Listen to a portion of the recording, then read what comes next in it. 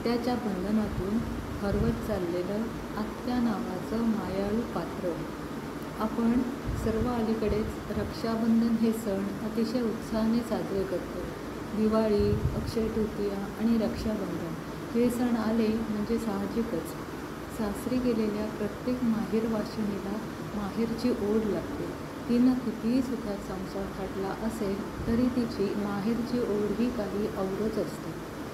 माहेरवाशीण म्हटलं तर तिला वयोमर्यादा असूच शकत नाही. माहेर या जिचे लेक म्हणून स्थान असते, कालांतराने तिचे रूपांतर आत्यामध्ये होते.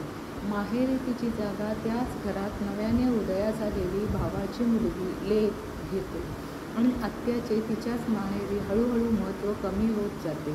मग नव्यानेच लग्न झालेल्या लेकीचा आणि जावयाचा कौतुक सोहळा साजरा होतो आणि नात्याच्या बंधनातून आणि माहेरातून आत्या हे पात्र पुसट होत जात असते. वास्तविक आत्या ही खूप प्रेमळ आणि मायाळू असते. तिचे माहेरच्या घरी खूप मोठे योगदान असते. माहेर पडतीच्या काळात तिने कायम मोकळ्या हाताने मदत केलेली असते. आपल्या भावाच्या पाठीशी नेहमीच ती ठामपणे उभी राहिलेली असते. आज आपण म्हणतो की जिचे आईवडील गेले तिचे माहेर गेले, हे अतिशय चुकीचे आहे. लेकीचे कौतुक करणे हे जरी गैर नसले तरी कधी काळी त्याच घराची लेक असणाऱ्या आत्याला आपण का विसरत जातो? विशेषतः उतार वयात तिला माहेरच्या प्रेमाची आणि जिव्हाळ्याची गरज असताना नेमक्या त्याच काळात तिला परके केले जाते.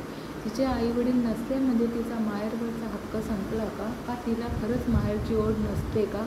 माहेर हे एक असे ठिकाण आहे की शेवटपर्यंत त्याचे आकर्षण संपत नाही. काही बोटांवर मोजण्या इतक्या आत्यांचा सन्मानच होतही असेल काही घरात, पण बहुतांश आत्यांचे माहेरी महत्त्व संपलेले असते.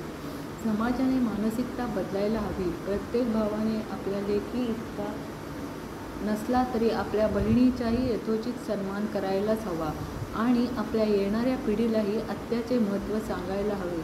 अर्थातच तीही तिच्या संसारात खूप मग्न झालेली असते. तिच्याही लेकी माहेरी आलेल्या असतात, पण केवळ ती प्रौढ झाली म्हणून तिची माहेरची ओढ मात्र तसूभरही कमी होत नाही. ज्या घरात ती लहानाची मोठी झाली, ज्या अंगणात ती खेळली बागडली, त्याच माहेरात तिला परक करणं अत्यंत चुकीचं आहे. रक्षाबंधनाच्या निमित्ताने हा लेख. खरंच यामध्ये नवीन पिढीत वापरणाऱ्या त्या आत्याच्या भाच्याची भूमिका खूप महत्त्वाची ठरू शकते. त्याने बहिणी इतका सन्मान आत्याचाही करायला हवा, कारण तिला माहेरची आशा असते आणि म्हणतात ना, माय मरो पण आशा न मरो. शुभम भवतु.